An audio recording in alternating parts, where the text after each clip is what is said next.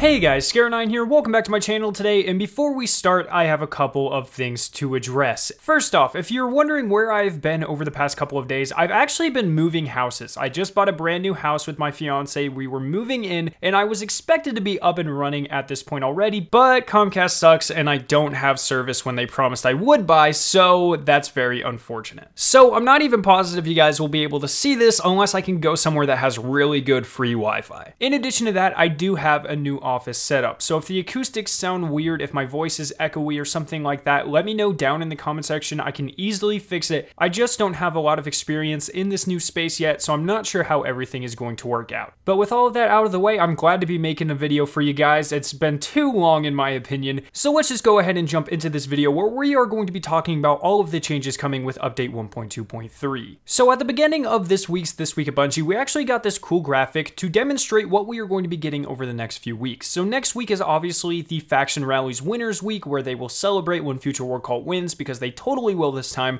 But also keep in mind next week is July 7th, which is 7/7, which is also known as Bungie Day. We typically get some type of secret here. I would not be surprised if this is when the Black Spindle launches, but once again, that is all speculation. It could just be an off year and they don't do anything. We'll just have to wait and see. The next week after that features Iron Banner, and then immediately after that, the week of July 17th to the 23rd, is the final faction rally of Season 3, and we will also be getting update 1.2.3 on that Tuesday, the 17th as well, and we will talk about everything that comes with this in just a second. Then the week after that is another Winners Week, and finally, the Summer Solstice event will start on July 31st. So they also went ahead and delved into a lot of the details of the different activities that we will be getting within update 1.2.3 on the 17th. So as we have talked about before, Quick Play Crucible will be increased from a base size of 4v4 to 6v6, and with this obviously there needs to be some changes to account for more players. So first off, Supremacy is being removed entirely from the casual playlist and instead will become a weekly rotating playlist like Mayhem and Doubles. The score for win for Kontrol was increased to 150, and for Clash it was increased to 100. And in addition, you will now earn Valor rank points from playing in all activities across the game that are not competitive. So for Trials of the Nine, Iron Banner, Crucible Labs, as well as just the base casual playlist, you will be able to earn Valor rank, which is an amazing change for the better. They are also implementing a Valor win protection streak, so if you join a game in the middle of its progress and then you lose, you don't lose your win streak, which is really cool. But yeah, other than that, there's a ton of other changes that we'll have to look forward to, and I'm very excited to see what they're going to do with the Crucible. I think that quick play will be a lot more fun now being 6v6, and I hope as we go forward with the Forsaken and future DLCs, the base map size starts to get bigger and bigger to account for more players. Now next are the details I am personally most excited for: the Prestige raid layers, what they entail, what they will reward, and all of that stuff, and once again they will be launching as soon as the patch goes live on July 17th. So first and most importantly, what does each raid layer have to offer in terms of rewards for its Prestige version? So there's actually three main things. With this update, the power level is actually being increased to a maximum of 400 light, maybe 405 with weapon mods. They did not clarify. The only way to get level 400 weapons within the game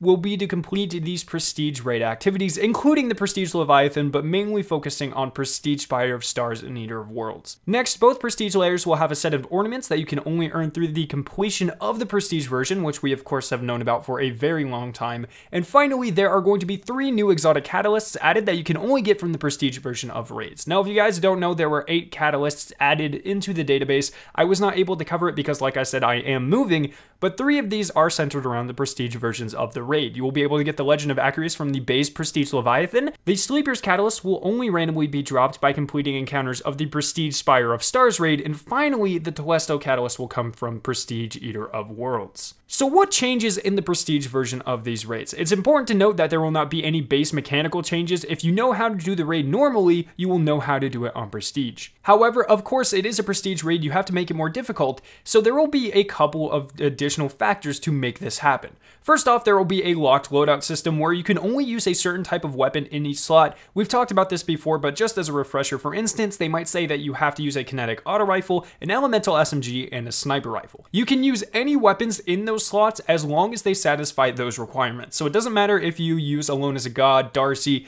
any sniper rifle you want, it has to just be a sniper rifle, and you can change those things in the middle of a raid. In addition, each week will feature a specific modifier. We know about one of them, and there are a total of 3 that will rotate weekly. The first one is Prism, where all elemental damage is increased regardless of source, and then there are also 2 additional ones that weren't directly specified and clarified on, but they were specifically built to make you think about the synergy of your loadouts, so that's very, very interesting. One thing I would also like to note is that the Prestige Leviathan will remain completely unchanged, but it can still drop 400 level weapons. But if you know how to do the encounters, you know the mechanics, those will be staying exactly the same, and they will not be affected by the locked loadouts or by the rotating modifiers. And then the final thing they talked about was actually the collection system coming with the Forsaken. They mentioned that if you have ever had a ship, sparrow, armor piece, weapon, or ghost since the launch of Warmind, you will be able to get it out of the collections when they launch. So from the Warmind launching all the way to the Forsaken, anything you guys have earned and dismantled, you will actually be able to reclaim. So you can go ahead and safely dismantle everything now because the database actually is keeping track of what you have earned and will thus be able to give it to you back whenever collections actually launch. They also talked about shaders. If you earn a shader once,